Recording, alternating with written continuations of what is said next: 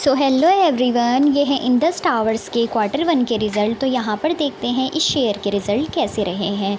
तो आगे इस शेयर की हम टोटल इनकम को देखते हैं। तो जो शेयर की टोटल इनकम जनरेट हुई है ईयरली बेसिस में वो 69,898 मिलियन जनरेट हुई थी, जो बढ़कर अब 71,324 मिलियन हो गई है।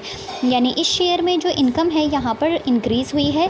टोटल एक्सपेंसेस को भी देख लेते हैं। तो टोटल एक्सपेंसेस शेयर के 45,751 मिलियन थे, जो अब यहाँ पे डिक्रीज़ होकर 35,621 मिलियन हो गए हैं।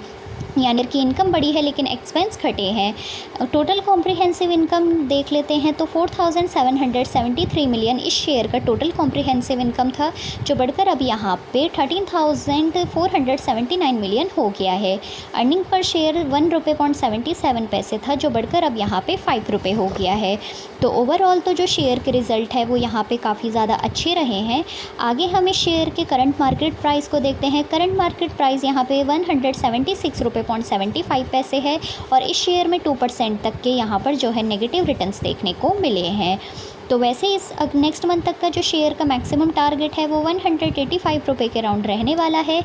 तो अगर आप इस शेयर को यहाँ पर होल्ड करके रखना चाहते हैं तो लॉन्ग टर्म के पर्सपेक्टिव से होल्ड कर सकते हैं, वरना शॉर्ट टर्म यहाँ पर आप 1 से 2 वीक्स के अंदर इस शेयर को होल्ड भी कर सकते हैं।